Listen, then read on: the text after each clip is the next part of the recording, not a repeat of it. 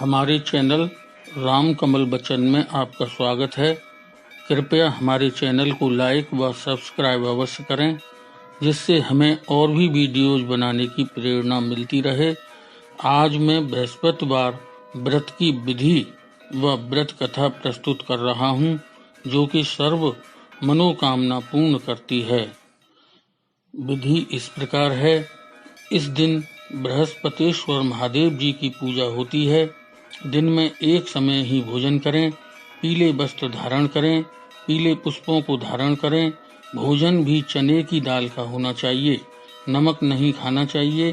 पीले रंग का फूल, चने की दाल, पीले कपड़े तथा पीले चंदन से पूजा करनी चाहिए।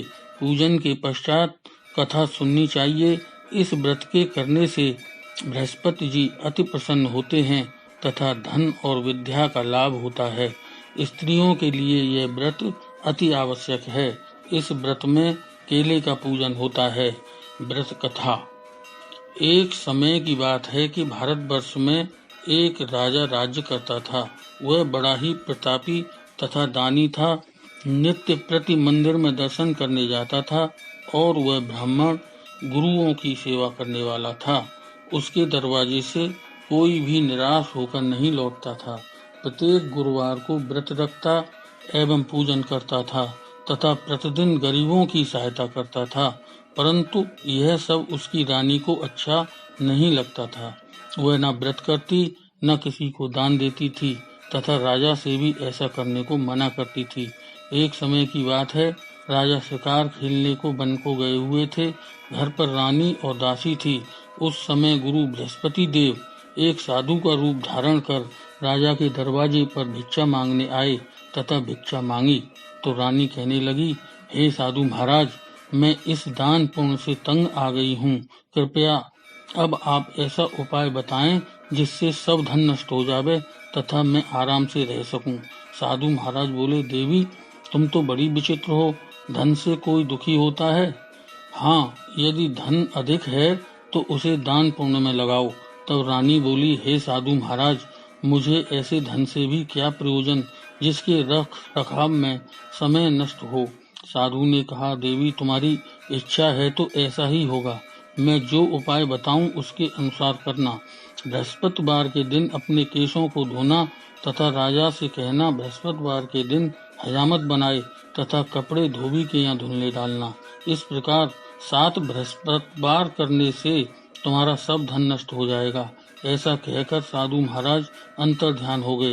रानी ने साधु के कहने के अनुसार ऐसा ही किया। 3 बृहस्पतिवार ही बीते थे, उसका समस्त धन नष्ट हो गया और भोजन के लिए भी तरसने लगे। सांसारिक भोगों से दुखी रहने लगे। तब वह राजा रानी से कहने लगा, तुम यहीं रहो, मैं किसी देश में जाकर कोई कार्य करता हूँ। ऐसा कहकर राजा किसी दूसरे देश में जा बसा। वहाँ जंगल से लकड़ी काट कर लाता और उन्हें बेचकर जीवन यापन करता। इधर राजा के घर रानी और दासी भोजन न मिलने से दुखी रहने लगी।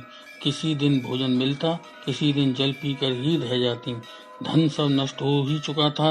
राजा भी परदेश चले गए थे। तब रानी दासी से कहने लगी, यहाँ पास ही के नगर में मेरी बहन रहती है, वह बड़ी धनवान है, तू उसके पास जा, वह कुछ सहायता कर देगी।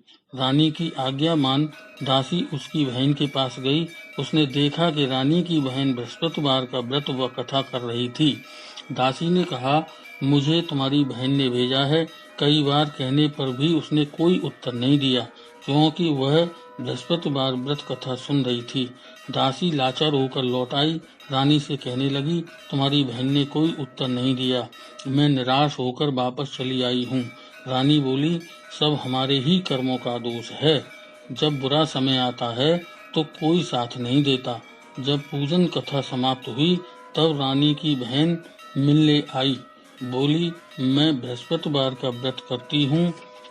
इस व्रत में कथा संपूर्ण नहीं होती तब तक किसी से नहीं बोलते। कहो बहन, दासी को किस लिए भेजा था? रानी बोली, बहन, राजा तो परदेश चले गए हैं, हमारा समस्त धन नष्ट हो गया है, कुछ सहायता के लिए दासी को भेजा था। बहन ने कहा, विष्णु भगवान सबकी मनोकामना पूर्ण करते हैं, तुम भी यह व्रत किया करो। सब संकट दूर हो जाएंगे।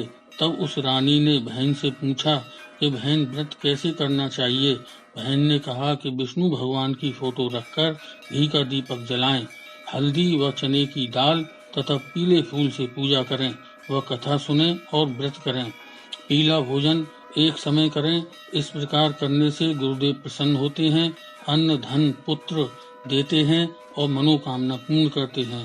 रानी और दासी ने निश्चय किया कि गुरुदेव की पूजा व व्रत हम भी जरूर करेंगे। जब बृहस्पतिवार का दिन आया तो दोनों ने व्रत रखा व विष्णु भगवान का पूजन किया। अब पीला भोजन कहाँ से आवे, यह सोच ही रही थी कि 2 थालों में सुंदर पीला भोजन महात्मा के रूप में गुरुदेव लेकर आए और दासी को देकर बोले, हे दासी, यह तुम्हारी तथा रानी के लिए भोजन है, तुम दोनों करना। दासी भोजन पाकर बहुत प्रसन्न हुई और रानी से बोली, चलो रानी जी, भोजन कर लो। रानी को इस विषय में पता नहीं था। वह दासी से कहने लगी, भोजन कहाँ है।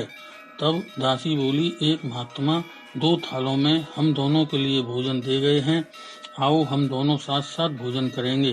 दोनों ने गुरुदेव को नमस्कार कर भोजन किया। अब प्रत्येक बृहस्पतिवार को व्रत व विष्णु भगवान का पूजन करने लगे, जिसके फलस्वरूप गया हुआ राज्य व धन प्राप्त हुआ। फिर वह धार्मिक कार्यों में दान पुण्य करने लगी, जिससे उसका यश फैलने लगा। एक दिन रानी सोचने लगी कि राजा का पता नहीं वे कहाँ हैं, अर्थात किस प्रकार हैं। गुरुदेव से प्रार्थना की कि राजा घर वापस आ जाएं।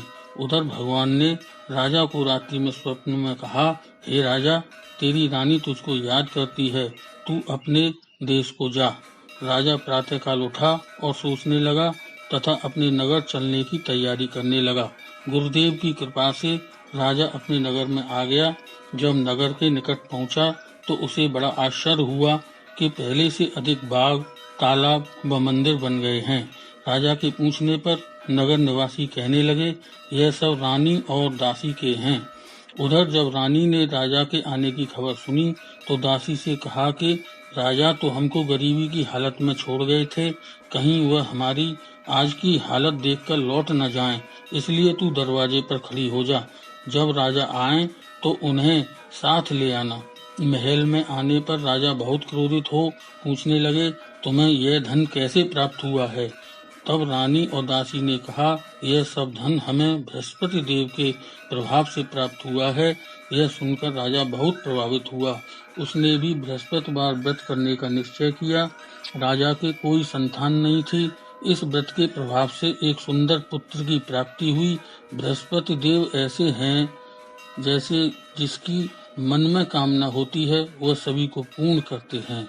जो व्यक्ति सद्भावना पूर्वक बृहस्पति देव का व्रत एवं कथा पढ़ता या सुनता है अथवा दूसरों को सुनाता है, बृहस्पति देव उसकी सभी मनोकामनाएं पूर्ण करते हैं और उनकी सदैव रक्षा करते हैं।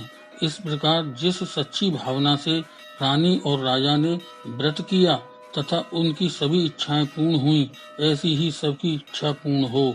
बोलो बृहस्पति देव की जय, विष्णु भगवान की जय।